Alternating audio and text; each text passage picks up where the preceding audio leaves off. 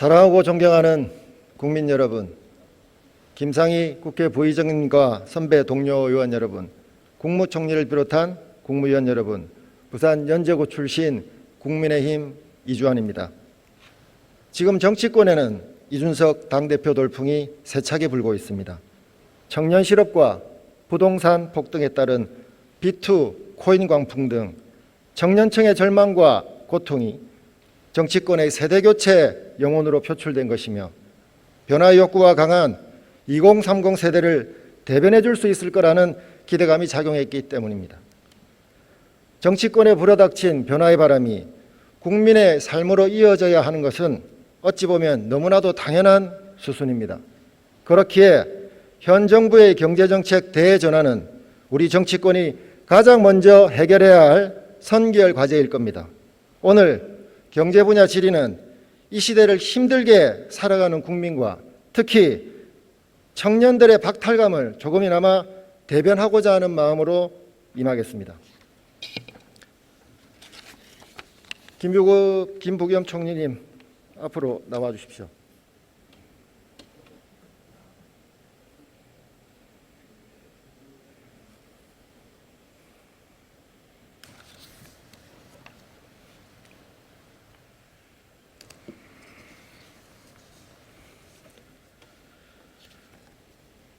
총리님 되시고 대정부 질문 처음이시죠? 예, 그렇습니다. 예. 저도 처음입니다. 문정부 4년간 이 대한민국은 국민들이 이 집 있는 사람과 집 없는 사람으로 나뉘었다고 합니다. 무주택자들은 극심한 자산 양극화에 허덕이면서 절망하는 신세가 되었습니다. 이 자리를 빌어 힘들어하는 국민들께 한 말씀 사과 말씀하실 의향은 없으신지요?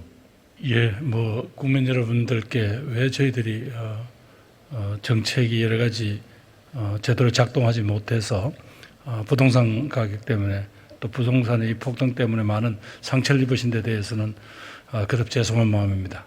그러나 어떻게든 우리는 부동산을 점차 안정시켜 나가면서 그리고 내 집 마련의 꿈을 가지고 있는 그런 젊은이들 또 생애 최초 구입자들을 위한 다양한 여러 가지 정책들 그리고 또 내 집을 좀 더 업그레이드 시키려고 노력하시는 그런 보통 국민들의 그런 마음에 따른 여러 가지 공급 정책 등을 계속해서 준비해 나가겠습니다.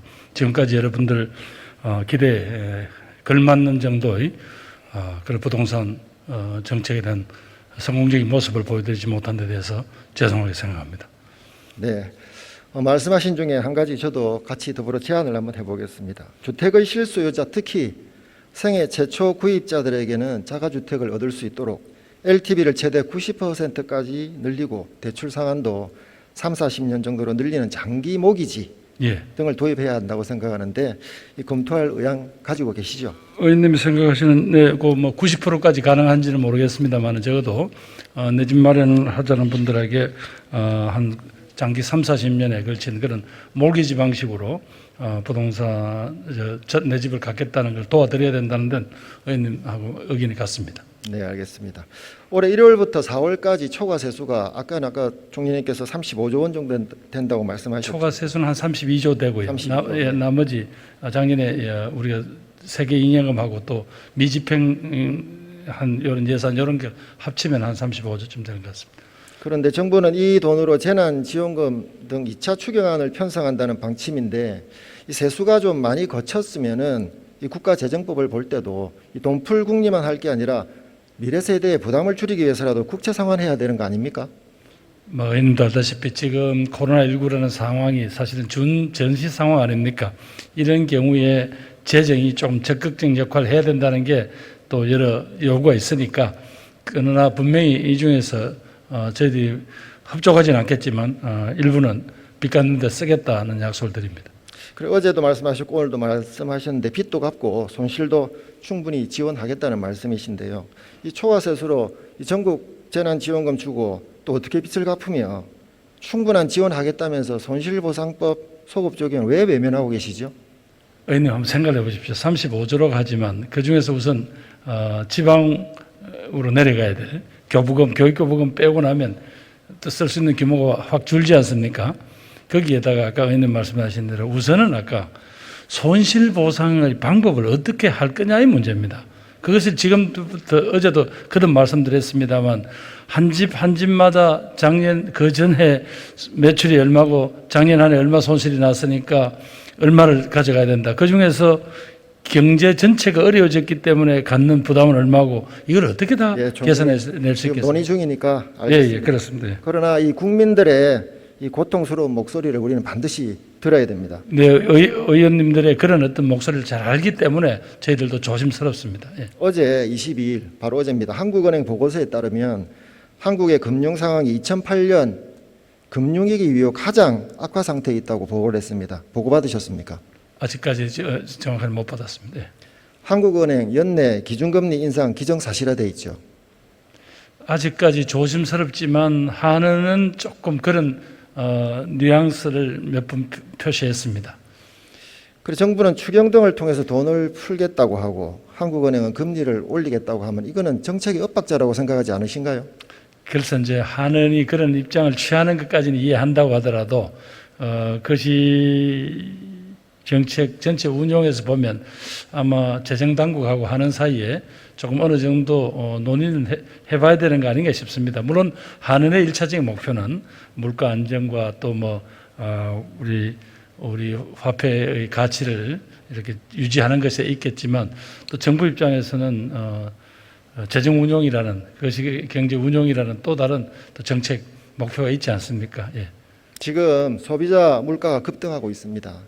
또 사상 최대로 돈도 풀렸어요. 이 금리까지 인상이 되게 되면 한계 기업이나 이 가게가 도산할 우려도 있다고 생각하는데 어떻게 생각하십니까? 그렇기 때문에 의원님 뭐 조금 뭐 그렇게 막 금리가 인상하고 물가가 지금 하는 게 저희들은 조금 아직은 일시적인 요인이 있다 이렇게 보고 있습니다. 그럼에도 불구하고 의원님께서 하시는 그런 우려의 목소리를 잘 알고 있기 때문에 저희들이 이걸 모두 다 함께 고려를 해서 한 발짝 한 발짝 정책을 집행해 나가겠습니다.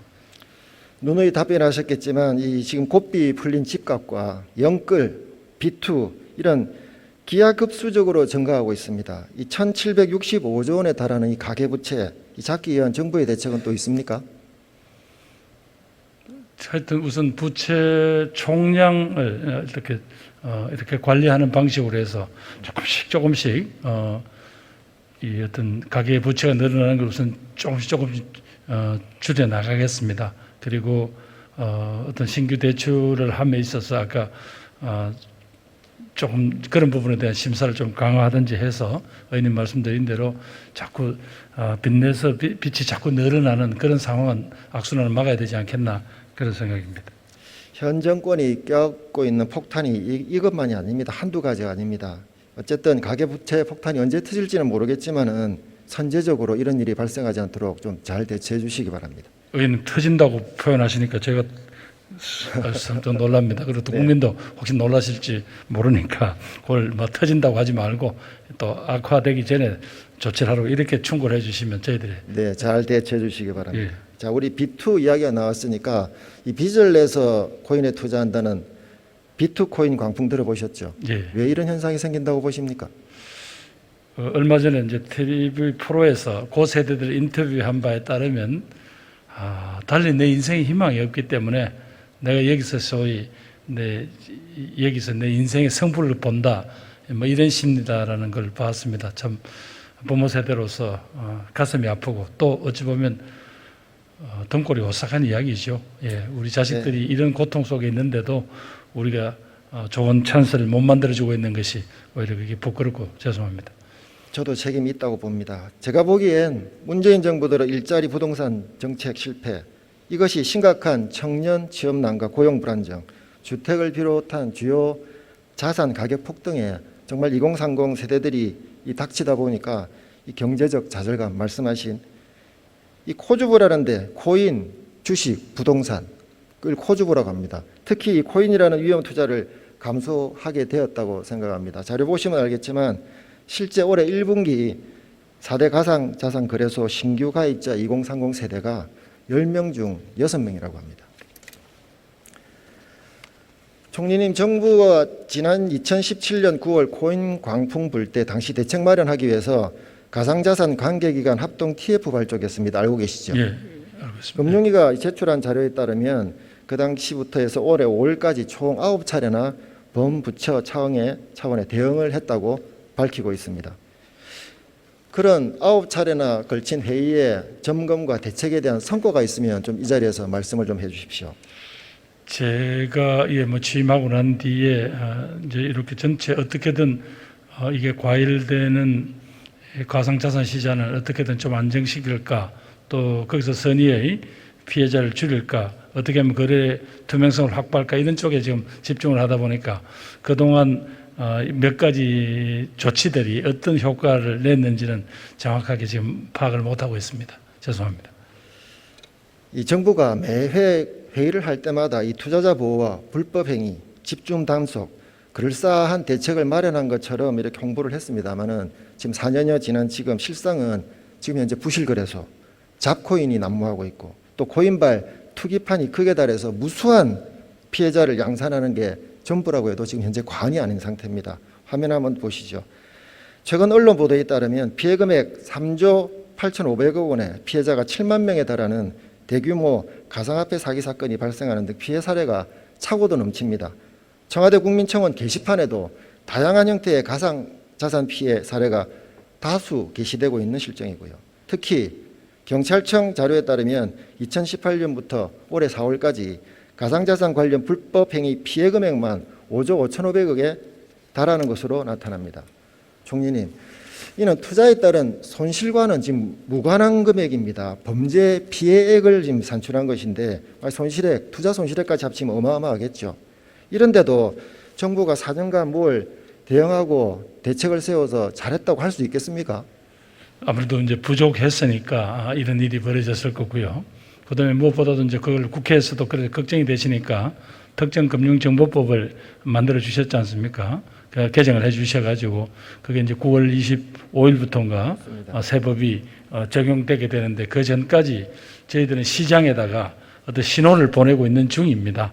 그래서 앞으로는 여러분들이 하는 이 거래 자체가 투명해야 되고 또 이제 말하자면 거래소 자체는 자기들 여러 가지 제야될 책임이 있는 거고 이런 제 사인을 보내서 의원님 말씀하신 대로 이런 선의의 피해자를 자꾸 줄여 나가는 것, 그것이 이제 지금 정부의 현재 정책 목표입니다. 예, 저도 동의합니다. 혹시 대통령께서 지난 4년간 네. 이 암호화폐, 가상자산 이런 관련해서 어떠한 메시지도 지금 낸 것 같지는 전 들어본 바가 없어요. 대통령께서 혹시 총리님이나 각 국무원 위원님들께 지시한 내용이 따로 있습니까? 아니 이제 이 젊은 세대를 중심으로 가상자산에 이렇게 여러 가지 열풍이 불고 있다. 그렇기 때문에 늘 주목하고 이걸 보고 가난한 피해자가 많이 발생하지 않도록 주의하라는 이런 말씀이 있었지만 구체적으로 이 가상자산 자체를 어떻게 하라 이런 말씀은 없으셨습니다. 그렇죠. 예. 총리님께서는 정확한 통계는 아니라 할지라도 이 가상자산 가입자하고 거래액이라든지 대강 어느 정도 파악하고 계십니까? 지금 요 자료 화면 띄워보십시오. 5월 정부합동 대책 자료에 따르면 올해 4월 말 이 4대 가상자산 사업자 기준 가입자가 581만 명에 달한다 합니다. 물론 이 중복 포함입니다만 1거래 대금은 최대 22조 원까지 갔던 적이 있습니다. 주식시장에 버금 간다고 할 정도죠. 제가 오늘 담당 국무위원이 아닌 총리님을 이 자리에 모신 이유가 있습니다. 현재 가상자산 시장은 언제든지 폭발할 수 있는 화약고 같은 존재라고 저는 생각을 합니다. 그런데 이 자리에 나와 계신 기재부, 화폐가 아니라는 이유로 또 금융위, 이게 금융상품이 아직 아니라는 이유로 공정위는 이게 전자상거래가 아니라는 이유로 서로 이렇게 책임 떠맡기기를 하고 있고 이 책임 맡기를 꺼리고 있습니다. 이 부처 간 핑퐁 게임을 벌이는 사이에 피해를 보는 건 누구겠습니까? 투자자요, 국민인 것입니다. 그렇기에 국무조정 총괄 책임자가 총리님 아니시겠습니까? 이를 꼭 관장을 해야 할 의무가 있는 분이라고 생각하기에 오늘 이 자리에 모셨습니다. 의원님, 요건 저희들이 정부 내에서 요게 이제 주무부처는 금융위원회로 정했습니다. 앞으로. 예.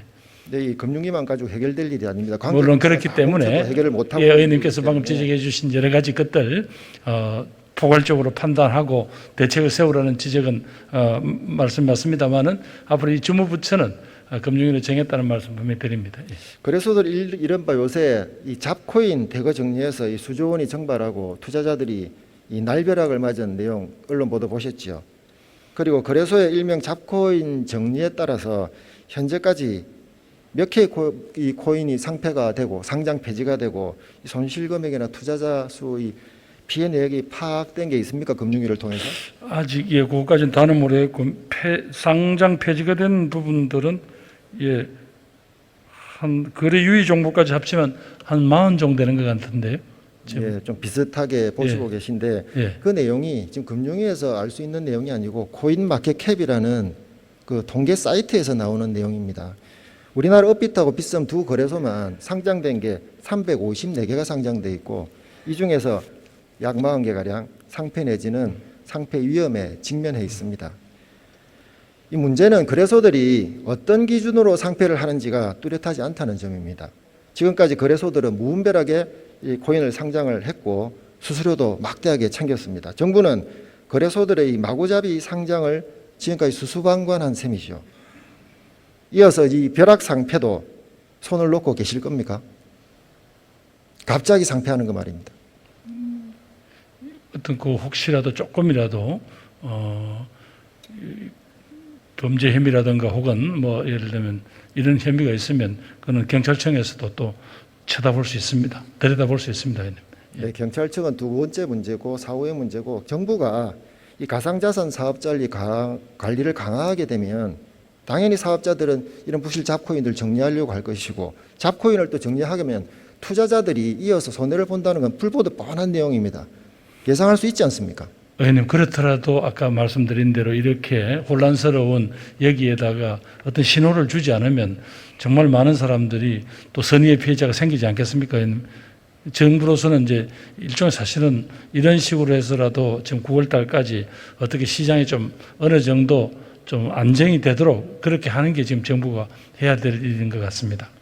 그렇습니다. 정부 지금까지 손 놓고 있는 모양새에서 떠나서 정말로 이 방치해서는 안 될 것이고 결과적으로 정부가 이 피해를 나 몰라라고 방치해버리면 이 가상자산 투자자는 이 정부가 보호해야 할 국민으로 보지 않는다고 국민들 여깁니다.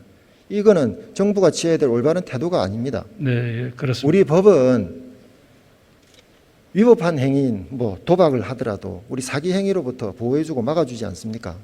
하물며 불법도 아닌 가상자산 거래로 피해를 본 국민들 이 보호하지 않는다면 그 국가를 진정으로 국민을 위한 국가라고 생각할 수 있겠습니까, 장관님? 총리님.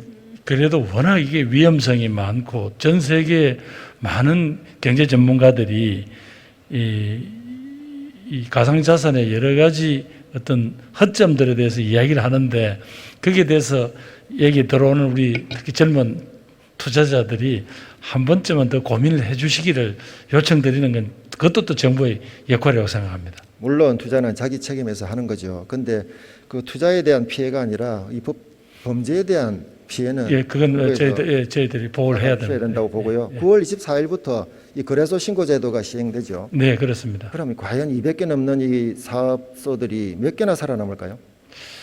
저희들이 아직까지 뭐 이렇게 그걸 할 수는 없습니다만 지금 현재 ISMS 인증을 받은 데가 지금 20개 사니까요. 그래도 뭐 한 그 정도 언저리 정도에서는 신고를 하지 않겠나 싶습니다. 예. 그러니까 이게 나머지는 지금 큰 문제로 지금 준비가 되어 있는 화약고라고 제가 말씀을 드린 겁니다. 정부가 지금처럼 손을 놓고 있다면 이 거래소들이 깜깜이 상폐, 기습 상폐, 또다시 이 투자자들이 피해를 보게 됩니다.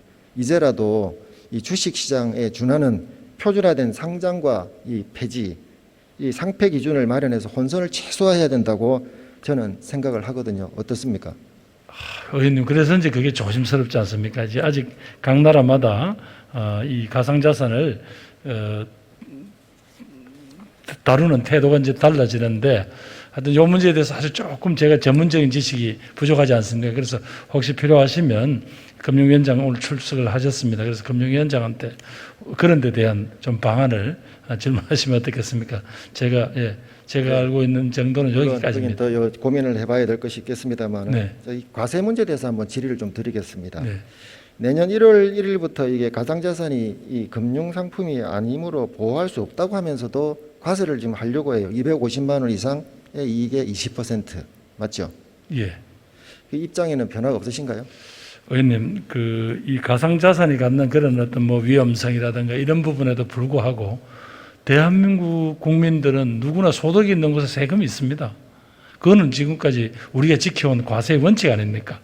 그래서 여기에 참여하고 있는 젊은이들도 내가 가상자산을 내가 거래할 때는 그 위험에 대해서 나를 보호하지 않더니 내가 어렵게 해서 내가 돈을 벌었는데 이걸 세금을 안 내면 어떡합니까? 그럼 저는 요즘에 있어서는 조금 더 보호해주지 않는데 왜 세금 거두느냐라는 말씀은 그건 좀 아닌 것 같습니다. 이 문제에 대해서는 한 번 더 고민을 하시면 이 나라에 있는 사람 치고 소득이 생기면 세금을 거둬내는 거죠.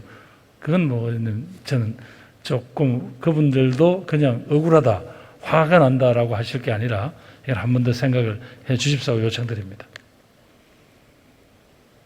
제가 이런 비유를 드리면 좀 어떠실란가 모르겠지만 말씀하십시오. 예. 하다못해 깡패도 이 자리를 보존해 준다고 하면서 명목으로 자리세 뜯어갑니다. 그런데 정부가 가상자산 투자자를 보호할 수 있는 대상으로 인정하지 않고 그냥 단순히 세금 부과 대상으로만 여기고 있기 때문에 이 국민들이 오해하고 분노하고 있는 겁니다. 그러니까 의원님, 금년 이제 9월 달부터는 이제 어느 정도의 투명성과 어느 정도의 보호 장치를 마련하지 않았습니까? 최소한도. 정부는 소득이 있는 곳에 세금을 매겨야 된다는 말을 하기 이전에 보호 없는 가세는 공정하지 않다는 말부터 좀 새겨들어야 될 겁니다. 아니 이제 그분들이 어떤 마음이다 하는 거는 저도 뭐 잘 알고 있습니다만 그럼에도 불구하고 그분들께서 세금이라는 거는 무슨 뭐 그게 말하자면 무슨 누가 내는 겁니까? 세금은 우리 국민이 내는 겁니다.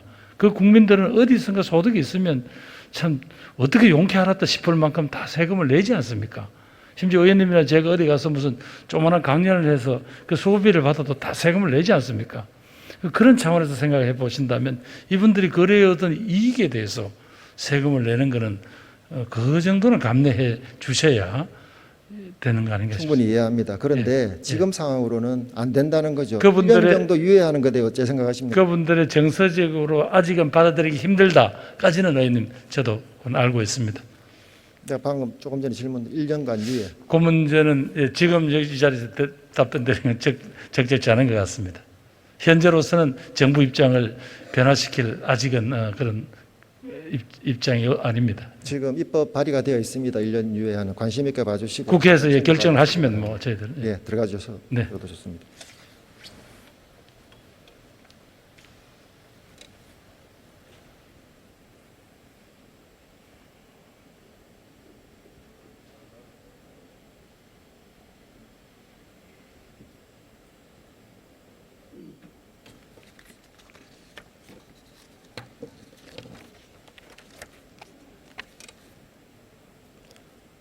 존경하는 국민 여러분, 국가의 100년 대계를 고민하고 이끌어야 할 문 대통령이 지난 4년간 도대체 뭘 했는지 묻지 않을 수 없었습니다.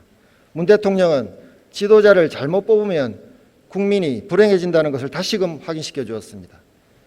현 정권의 경제정책은 한마디로 문제다, 무식하다, 무능하다, 무대뽀다라고 외친 한 자영업자의 외침이 큰 울림을 줄 정도입니다. 이제 1년 남았습니다. 이제라도 대통령께서는 취업하기 힘들다는 청년들의 절망, 장보기 무섭다는 주부들의 외침, 기업하기 힘들다는 중소기업의 절규, 가게 운영하기 힘들다는 소상공인들의 비명에 제발 귀 좀 기울여 주시기 바랍니다. 경청해 주셔서 감사합니다.